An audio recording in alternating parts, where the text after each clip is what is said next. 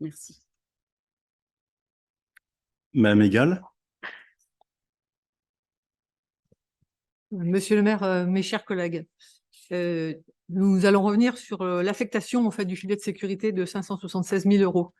Nous avons bien compris que l'augmentation de 1,5% applicable en juillet n'était pas connue lors du budget, que vous avez décidé d'ouvrir l'emprunt dès juin 2023 pour faire de l'optimisation financière, les projets d'investissement n'étant pas suffisamment avancés pour l'utiliser et donc que les intérêts de l'emprunt sont à inscrire en 2023.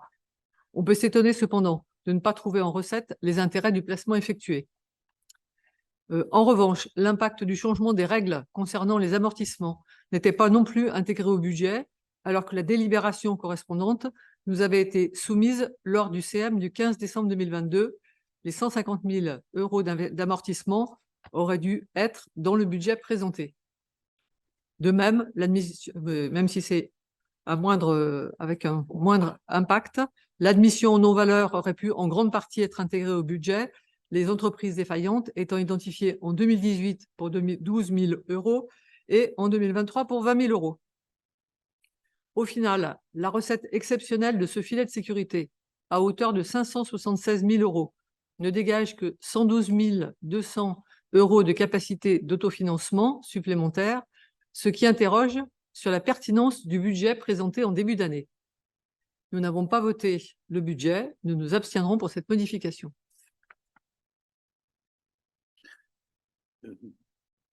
La question de la pertinence, oui, la pertinence du budget qu'on a voté en début d'année, je pense que vous faites fi des 340 000 euros pratiquement de masse salariale qui nous sont arrivés comme ça. Vous avez remarqué que c'était la plus grande partie de la consommation de ce filet de sécurité, de cette recette supplémentaire. L'augmentation de la masse salariale dont on a connu les modalités qu'en cours d'année. Donc, en fait, impossible de les inscrire au budget. Vous l'avez remarqué vous-même. Je rappelle aussi qu'on intègre aussi dans ces 340 000 euros l'augmentation à partir de début septembre de 50% du versement de transport obligatoire pour l'ensemble des agents de la collectivité. Puisque jusqu'à présent, nous prenions 50% des titres de transport. Et donc, le gouvernement a décidé de passer de 50% à 75% sans aucune concertation aucune avec les élus locaux. Donc, en fait, clairement, et ça, je pense même que fin juin, c'était même pas d'actualité et c'est quelque chose qui est sorti comme ça d'un chapeau de la part du gouvernement. Donc, ne nous faites pas de procès d'intention puisque la majeure partie du filet de sécurité est consommée par cet élément. La question de la baisse du FPIC, elle est également en fait connue en cours de route. Donc, là-dessus, il n'y a pas de sujet. Quant aux frais financiers, vous dites donc c'est une optimisation financière. Oui, je reconnais, on est bien dans un exercice d'optimisation financière et je le revendique. En l'occurrence, nous avons décidé de mobiliser plus rapidement que prévu l'emprunt en question, non pas pour l'affecter à des investissements immédiatement, ils le seront plus tard, vous inquiétez pas. Mais compte tenu du fait qu'il y avait une opportunité, et je ne pense pas qu'on puisse d'une façon ou d'une autre reprocher à l'équipe municipale d'avoir une trésorerie qui nous est apportée par cet emprunt à 1,73% et que l'équipe municipale la place à 3,1%. Et ça, si l'un d'entre vous reproche à la ville ce genre de choses, j'irai regarder, je demanderai si vous faites vous-même des placements de votre trésorerie pour savoir si vous ne faites pas vous-même de l'optimisation financière de vos comptes personnels. En l'occurrence, il me paraissait intéressant, et je ne suis pas la seule commune à le faire, hein, je vous rassure, il me paraissait intéressant de dire, ben voilà, on a une faculté qui nous est offerte par la loi de placer les soldes d'emprunt non mobilisés pour financer les investissements. Pourquoi n'a-t-on pas inscrit les recettes issues des intérêts que nous attendons de ce placement? Ça, c'est simple, il s'agit de compte à terme. Or, en fait, les intérêts n'arrivent, comme le nom indique, compte à terme, n'arrivent qu'à l'issue du placement au bout d'un an. Donc, en fait, ces intérêts perçus, ces recettes perçues, arriveront sur le budget 2024. On ne peut pas les provisionner sur 2023. Voilà, c'est aussi simple que cela. La question, et là je suis désolé en fait d'entendre ça, donc le but, oui, effectivement, c'est bien un but d'optimisation financière, et j'en suis, voilà, je suis assez satisfait de la façon dont nous avons pu gérer et dont nous pouvons gérer la trésorerie de la ville de Viroflay, tout cela au profit de la ville. J'allais dire, avoir un différentiel de pratiquement 1,4%, de 1,4 points entre des intérêts que nous payons et des intérêts que nous recevons, eh bien, compte tenu de la période actuelle, ce n'est pas négligeable. Voilà, je le revendique compte tenu du fait aussi que l'État, contrairement à un certain nombre de ses affirmations, ne contribue pas tellement à nos investissements. Je vais vous donner 2 exemples. J'ai reçu cette semaine, de la part du préfet, la notification de la DSIL, la dotation de soutien à l'investissement local. Vous savez, c'est une subvention versée par l'État aux collectivités. Nous avions postulé sur 2 dossiers, le gymnase des Prés-aux-Bois et le programme de renaturation du parking de la gare routière de Châilly-Vélizy.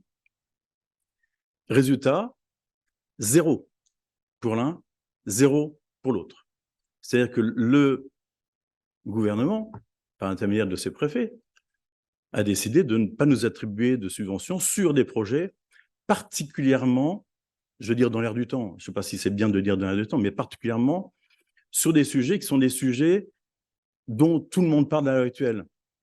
Le sport, d'une part, mais également le fait de rénover des bâtiments pour qu'ils soient moins consommateurs en énergie, ou alors de renaturer les espaces publics qui étaient jusqu'à présent imperméabilisés. Donc là, je le dis et je vous l'apprends, c'est 2 courriers qu'on a reçus cette semaine, 0 € là-dessus. Vous comprenez bien ma déception par rapport, moi quand j'écoute notre président de la République, on a l'impression que en fait, ces sujets sur l'écologie, eh bien, on va avoir, il décide de mettre des milliards d'euros sur la table, mais on n'en voit pas le moindre. Si, excusez-moi. On va avoir un peu d'argent, mais ce n'est pas dans le cadre de la DSIL, c'est un truc qu'on avait déjà prévu. C'est l'ADEME qui va nous donner 53 000 € parce que nous avons installé une chaufferie, nous allons installer une chaufferie bois dans le gymnase des Prés-aux-Bois. C'est tout. Donc la DSIL, on s'assoit dessus.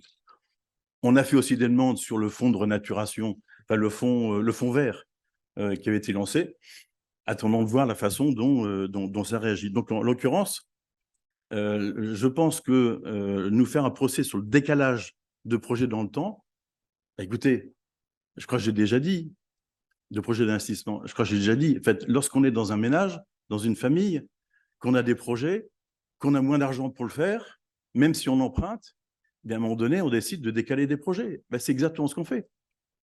Or, il y a des projets qu'on n'a pas décalés. Lesquels? On a décidé de ne pas décaler le gymnase des Prés-aux-Bois. Je rappelle que les travaux sont lancés, ils devraient être livrés en 2025. C'est un programme considérable, sans subvention de la part de l'État. On a décidé de continuer le travail sur le village. Je pense qu'on y reviendra tout à l'heure. Et donc, nous lançons les travaux à partir dans les mois qui vont venir. Donc, bien évidemment, il y a la forge, il y a Dieu le veut, qui est un programme également, en fait, qui est un programme important, qui était dans le programme électoral qui a été lancé. Donc, je ne peux pas dire que notre programme connaît des coupes sombres, j'en suis navré. La question du marché était apparue, en fait, ultérieurement. Pour l'instant, ce n'est pas dans le programme. Si on peut le faire, on le fera. Et puis, la renaturation de la gare routière, je vous l'avais dit, et je l'ai déjà dit, on le fera si on peut obtenir des financements externes suffisants. Et je vous rappelle ce qu'a fait Jean-Michel Sagui tout à l'heure, le fait qu'on a quand même, si on a un filet de sécurité, c'est qu'on a aussi un autofinancement qui a baissé de façon importante. Et l'autofinancement nous sert aussi à financer les investissements. Voilà. Et on ne peut pas se permettre d'avoir le même niveau d'investissement. Je vous rappelle quand même qu'on a environ 50 millions d'investissements prévus pour les 5 années à venir. Ce n'est pas rien pour une ville comme Viroflay. Et donc, ce financement, je vous l'ai déjà expliqué, il se découpe en plusieurs parties. Une partie en consommation de notre trésorerie actuelle, une partie en emprunt que nous venons de mobiliser et qui sera lui-même dépensé, donc on n'aura plus de compte à terme certainement à fin 2014 ou moins 2024, pardon, ou moins important, et l'autofinancement qui, lui, doit servir à rembourser les emprunts et les intérêts, et aussi à faire en sorte de pouvoir continuer à prévoir les investissements au futur. Donc, je ne pense pas qu'on puisse te faire un procès quelconque sur le fait que on décale, on fasse des coupes sombres, c'est ce que j'ai entendu, des coupes sombres dans le projet d'investissement. Notre plan pluriannuel d'investissement, il existe, vous le connaissez par cœur, ou en tout cas, si vous ne le connaissez pas, revenez en fait sur les sujets qu'on a pu voir, notamment au moment du DOB, et vous verrez qu'en fait, il y a beaucoup de projets qui vont se faire et qui sont déjà lancés en tout cas. Et des projets qui sont de nature à apporter des investissements d'avenir pour les Viroflésiens et qui sont en plus exactement dans ce que vous attendez tous et ce que nous attendons tous, des projets en faveur de l'environnement, globalement, mais en faveur des jeunes, en faveur des personnes âgées et en faveur des sportifs. Et puis on a aussi la crèche. La crèche aussi, elle est en train de se faire, elle sera livrée l'année prochaine. Donc et on aura eu, je pense, sur le mandat, un niveau d'investissement que je pense on avait rarement atteint sur les mandats précédents. Je ne parle pas de la piscine qui a été finie aussi durant le mandat. Donc, j'entends peut-être que vous le pensez vraiment, vous pensez vraiment ce que vous dites, mais voilà, j'essaie d'apporter des éléments. C'est factuel, ce que je vous dis. Et oui, effectivement, il y a des choses qu'on ne fera peut-être pas. Et donc, et voilà, c'est comme ça dans n'importe quel budget de collectivité. Et ce que j'entends aussi de la part de nos gouvernants j'allais dire,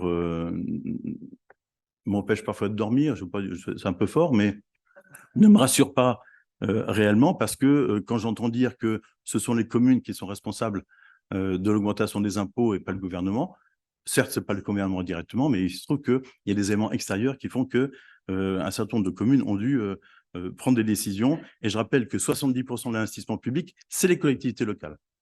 Et que si les collectivités locales décidaient d'affaisser les investissements, la France serait dans une sale affaire. Donc, et là, clairement, je pense que certains devraient s'en souvenir. Quand je dis certains, ce n'est pas forcément sur cette table, hein, mais certains au niveau national. Voilà. Donc, je suis un peu Jean-Michel, un complément.